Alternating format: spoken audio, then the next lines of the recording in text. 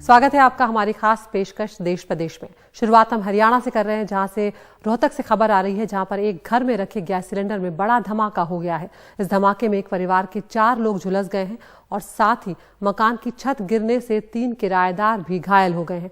सभी को इलाज के लिए अस्पताल में भर्ती करवाया गया है। ये उस वक्त जब ब्लास्ट हुआ उस वक्त की तस्वीरें हैं जो हम आपको अभी दिखा रहे थे।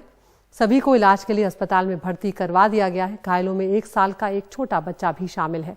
हादसे में झुलसे 4 लोगों की हालत गंभीर बताई जा रही है और ये स्थिति आप सिलेंडर ब्लास्ट के बाद देख रहे हैं कि इमारत जो है वो बुरी तरह क्षतिग्रस्त हुई है।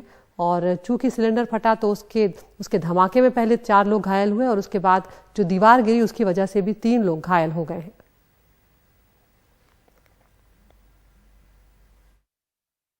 पानी गर्म करने वाला गैस सिलेंडर फट गया था, तो उसको काफ़ी डैमेज हो गया। मकान में पड़ोसियों को तेल डाली थी और उसके जो अनाज बच्चे थे 4-5 बच्चों को, 2 लेडीज़ जेंट्स को चोट आई, उनको पीजीआई दाखिल करा दिया। उसमें 5 बच्चे हैं, एक लेडीज़ एक जेंट्स है। उनको पीजीआई भेज दिया गया है इलाज के लिए। बाकी गैस सिलेंडर तो पानी गर्म करने वाला था, उसको फटने से हादसा हुआ। जैसे ये धमाका हुआ 6:45 बजे लगभग, आप ये माने कि इतना तेज़ धमाका था कि ऐसे किसी ने मिसाइल छोड़ दी हो, इतना ज़बरदस्त धमाका था। ये गैस फटा है जी सामने वाले मकान के अंदर, और 2-3 मकानों में काफ़ी दिक्कत आई है। मतलब दीवारें फट के दूसरे मकानों से टकरा गई हैं। हमारा भी काफ़ी नुकसान हुआ है कि भाई शीशे खिड़कियां टूट के चौखटें पट गई, इतनी थी। साथ वाले पड़ोसी के जो है गाड़ी खड़ी थी उसको नुकसान हुआ है। और अब महाराष्ट्र की बात करते हैं, जहां पर शिवसेना जो उद्धव ठाकरे की है और एकनाथ शिंदे की है, उनके बीच में खींचतान खत्म होने का नाम नहीं ले रही है। लेकिन एक जो लड़ाई चल रही थी निशान की और नाम की, वो कम से कम अभी साफ हो गई है। शिंदे गुट को चुनाव आयोग ने 2 तलवार और 1 ढाल का निशान दिया है, जबकि उद्धव गुट को मशाल का निशान और उद्धव बालासाहब ठाकरे शिवसेना का नाम मिला है। मशाल चुनाव चिन्ह मिलने के बाद उद्धव ठाकरे जो गुट है वो उत्साहित नजर आ रहा है। मशाल और शिवसेना का पुराना नाता भी रहा है। संयुक्त महाराष्ट्र आंदोलन का प्रतीक भी था मशाल। इस बीच एकनाथ शिंदे पर इशारों में उद्धव ठाकरे ने हमला भी किया। उन्होंने ट्वीट कर लिखा कि ये मशाल गद्दार को जलाने के काम आएगी। एक माझी भावना निर्माण झाली, याच्या समोर मला डोकं टेकावं लागलं आणि खऱ्या अर्थाने हा एकनाथ आणि मनापासून सांगतो की मी भारावून सम्राट सरसेनापती बाळासाहेब ठाकरेंचा विजय असो, पक्षप्रमुख उद्धवजी ठाकरेंचा विजय असो। धनुष बाण जाने से उदास शिवसैनिकों में नए चुनाव चिन्ह जलती मशाल ने जोश भर दिया है। उनका मानना है कि ये मशाल उन्हें दिवंगत बाला साहेब ठाकरे के आशीर्वाद स्वरूप मिली है। इस मशाल से जो भस्मासुर है, जो 40 भस्मासुर जो गद्दारी करके गए हैं, निश्चित रूप से इस मशाल से उनका दहन होगा। और अभी नवरात्रि गई है, माँ जगदम्बा का विसर्जन हुआ है और इस मशाल के द्वारा ही हम निश्चित रूप से उन 40 गद्दारों का विसर्जन करेंगे। मशाल तो ये बाला साहेब का आशीर्वाद ही है हमारे लिए। इस मशाल से इन खोखे वाले सरकारों को और इन जद्दारों को यहाँ से भगा के ये अंधेरी के उपचुनाव में पहली बार इतिहास होगा कि ऋतुजा रमेश लड़के इस मशाल चुनाव पर बहुत भारी वोटों से विजय होगी। शिवसेना और मशाल का पुराना नाता रहा है। जलती मशाल संयुक्त महाराष्ट्र आंदोलन में संघर्ष की प्रतीक भी रही है। शिवसेना प्रमुख बाला साहेब ठाकरे के पिता प्रबोधनकार ठाकरे उस आंदोलन में सबसे आगे थे। उस लड़ाई में 107 लोगों ने अपने प्राणों की आहुति दी थी। 1984 से 1989 तक शिवसेना जलती मशाल चुनाव निशान पर कई जीत दर्ज कर चुकी है। इस निशान पर जीतने वालों में छगन भुजबल भी थे। हालांकि बाद में उन्होंने भी पार्टी बदल ली थी। छगन भुजबल हो, मोरेश्वर सावळे हो, अशोक देशमुख हो, ये सारे हमारे इसके पहले भी कामयाबी जलती मशाल लेकर हमें कई बार मिली है। तो अभी भी हमें कुछ दुख नहीं हो, एक आनंद है और उत्साह है कि जलती मशाल लेकर हम दुश्मनों को और जिन्होंने गद्दारी की, ये गद्दारी जो है इसको जलाकर सच्चाई की जीत हासिल करेंगे। खुद उद्धव ठाकरे ने भी ट्वीट कर लिखा है कि ये जलती मशाल अन्याय और गद्दारी को जलाने वाली है।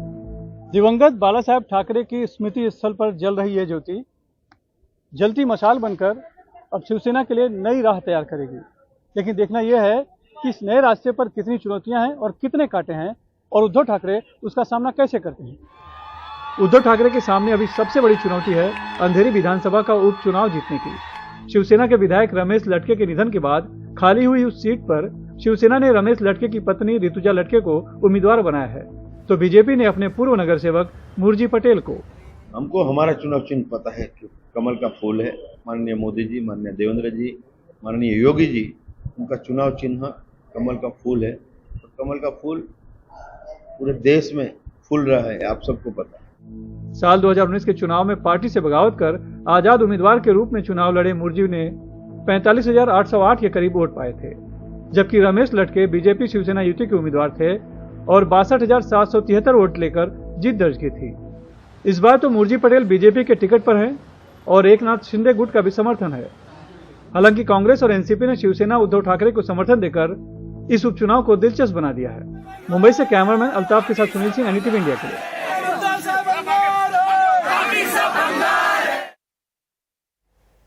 आगे बढ़ते हैं।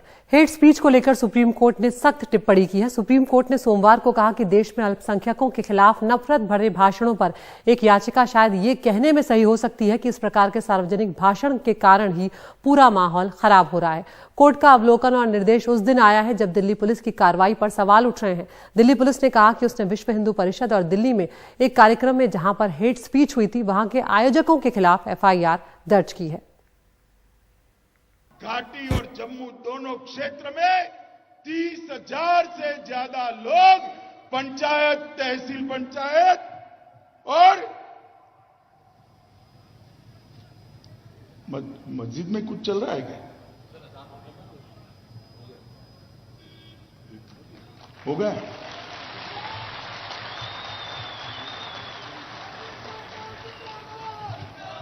मुझे अभी चिट्ठी मिली मस्जिद में समय हुआ है प्रार्थना का, अब समाप्त हो गया है, मैं चालू करूं क्या फिर से? जहां जहां ये आपको दिखाई दे, मैं कहता हूं अगर इनका दिमाग ठीक करना है, इनकी तबीयत ठीक करनी है तो एक ही इलाज है, वो है संपूर्ण बहिष्कार। केंद्रीय गृह मंत्री अमित शाह ने पिछले हफ्ते अजान की आवाज सुनकर अपना भाषण रोक दिया था, लेकिन वहीं राजधानी में उनकी पार्टी के एक सांसद ने खुलेआम मुसलमानों का बहिष्कार करने का नारा दिया। एक तरफ संघ प्रमुख मोहन भागवत इसी दिल्ली के एक मदरसे में जाते हैं, सद्भावना का संदेश देते हैं, उसी दिल्ली में मदरसों को मिटा देने की बात होती है। प्रवेश वर्मा के बाद अब दूसरे बीजेपी नेता नंद किशोर गुर्जर, जो गाजियाबाद की लोनी सीट से दोबारा चुनकर विधायक बने हैं, उनका वीडियो भी वायरल हो रहा है। लोनी से 50,000 आदमी, बड़ी बात नहीं कह रहा हूं मैं, आपको लग रहा होगा 50,000 आदमी जहां कहोगे लोनी से आएंगे आपके लिए, पहले भी दिल्ली में आए थे। खास बात यह है कि ये दोनों सभा स्थलों पर मौजूद पुलिस वाले वीडियो में दिखाई दे रहे हैं, लेकिन कार्रवाई के नाम पर अब तक कुछ नहीं दिखाई पड़ रहा है। सवाल पूछा जा रहा है कि दिल्ली पुलिस आखिर अपनी तरफ से पहल करके कार्रवाई क्यों नहीं कर रही है, जबकि दोनों नेताओं के बयान अपराध की श्रेणी में आते हैं। किसी भी FIR के लिए कंप्लेनेंट होना जरूरी नहीं है। पुलिस अथॉरिटी को अगर किसी माध्यम से अगर सूचना मिलती है और वो कॉग्निजेबल ऑफेंस है, तो पुलिस अथॉरिटी किसी भी केस में FIR दर्ज करके उसकी इन्वेस्टिगेशन करके और आगे कार्रवाई कर सकती है। एनडीटीवी इंडिया को मिली हुई जानकारी के मुताबिक पुलिस अभी दोनों वीडियोस का अध्ययन कर रही है और जांच कर रही है। वैसे दिल्ली पुलिस ने धारा 188 के तहत एक मुकदमा दर्ज भी किया है। महामारी एक्ट के सेक्शन 3 में इस बात का जिक्र किया गया है।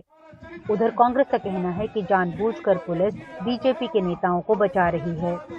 सरकार कुंभकर्ण की नींद सो रही है। दिल्ली पुलिस जो है वो अपने आका के खिलाफ जाएगी नहीं। मीडिया जो है जिसको इस पर बोलना चाहिए वो स्टूडियस साइलेंस मेंटेन किए हुए है, सुई पटक सन्नाटा है, तो कोर्ट को ही संज्ञान लेना चाहिए।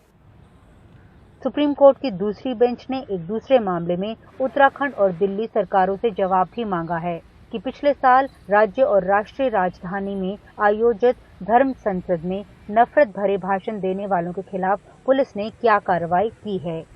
एक के बाद एक नेता जो सत्ताधारी पार्टी से जुड़े हुए हैं, राजधानी दिल्ली के मंच पर खड़े होकर मारने, काटने और बहिष्कार की बातें खुलेआम करते हैं। दिल्ली पुलिस सही तरीके से मुकदमा भी दायर नहीं कर पाती। ऐसे में केंद्रीय गृह मंत्रालय से सवाल पूछे जाने लाजमी हैं। नई दिल्ली से नीता शर्मा, एनडीटीवी इंडिया के लिए।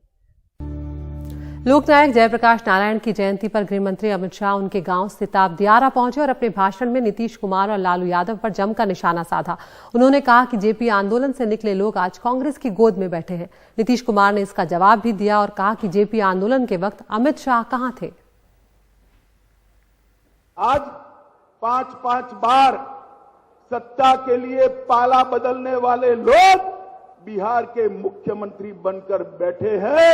बिहार की जनता को तय करना है कि जयप्रकाश के दिखाए हुए रास्ते पर चलने वाली नरेंद्र मोदी के नेतृत्व वाली भारतीय जनता पार्टी चाहिए या जयप्रकाश के रास्ते से भटककर सत्ता के लिए समाधान करने वाली ये गठजोड़ की सरकार। कौन सी भूमिका है, क्या जानकारी, कितने साल से राजनीति में, कौन चीज कहां के बारे में जानते हैं, जरा बता ना दीजिए। अपने राज्य के बारे में भी कितना समय से जानते हैं। आप जरा सोच लीजिए, 2002 से ना मौका मिला है जी। आप ही ना सोचिए। आप बापू के बारे में कह रहा है, ये जेपी मूवमेंट कब हुआ था? 1974 की बात है। कुछ से कुछ बोलते रहता ऐसे, जाने दीजिए। हम आपसे हाथ जोड़ करके प्रार्थना करते हैं कि ये लोग को जो मर्जी हो बोलता रहे बिना मतलब का, उनका कोई वैल्यू नहीं है।